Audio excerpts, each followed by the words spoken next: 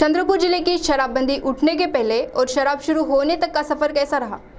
क्या यह फायदेमंद साबित हुई या नुकसानदेह? इसके बारे में विस्तृत रूप से जानते हैं इस खबर में।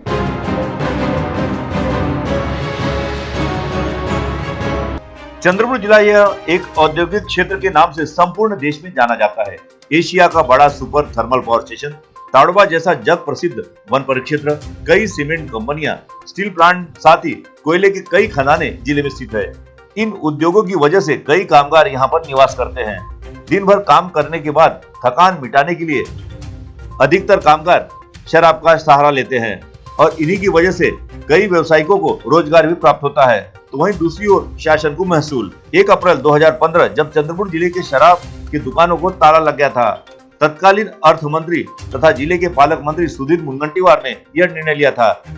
इस निर्णय के पीछे क्या राजनीति थी या फिर स्वास्थ्य के लिए हानिकारक कहे जाने वाले शराब के सेवन से नागरिकों को मुक्ति दिलानी थी, इसकी चर्चा अब करना व्यर्थ है। शराबबंदी के बाद चंद्रपुर जिले में अवैध शराब की बाढ़ सी आ गई थी। 1 अप्रैल 2015 से लेकर 6 जुलाई 2021 तक एक दिन भी ऐसा नहीं गुजरा जिले में शराब आई न हो। कई बेरोजगार महिलाएं और छात्रों ने भी अवैध शराब की तस्करी करने में कसर नहीं छोड़ी। पुलिस विभाग एक ओर देखा जाए तो खुश था, वहीं दूसरी ओर आए दिन शराब की तस्करी रोकने का अतिरिक्त कार्य उन्हें करना पड़ रहा था। शराबबंदी की गई, लेकिन अवैध शराब को आने से रोकने में असफल रही भाजपा सरकार। जैसे राज्य सरकार में बैठी भाजपा के जाते ही महाविकास आघाड़ी सरकार के राहत और पुनर्वासन मंत्री तथा जिले के पालक मंत्री विजय वडेट्टीवार ने शराब शुरू करने का विधान किया, जिसके बाद कई उथल पुथल हुई। कई सामाजिक संस्थाओं ने इसका विरोध किया, लेकिन अपनी भूमिका पर अड़े रहे पालक मंत्री विजय वडेट्टीवार ने एक समिति के गठन का ऐलान किया।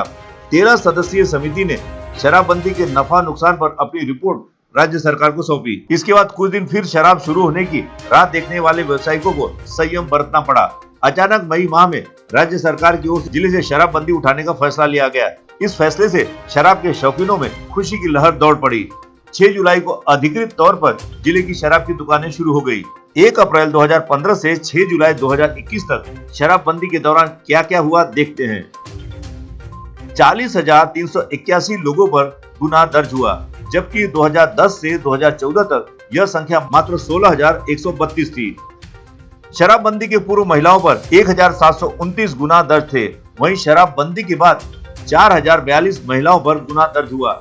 शराबबंदी के दौरान राज्य उत्पादन विभाग को 1,606 करोड़ का नुकसान हुआ, तो 964 करोड़ बिक्री कर का।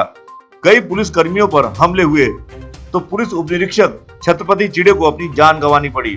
मजे की बात तो यह है कि पूर्व पालक मंत्री ने शराबबंदी की, तो विद्यमान पालक मंत्री ने शराब की दुकानों के शटर खोल दिए। अब आने वाले समय में यह देखना होगा कि कौन सा निर्णय सही था, शराबबंदी का या शराब शुरू रखने का।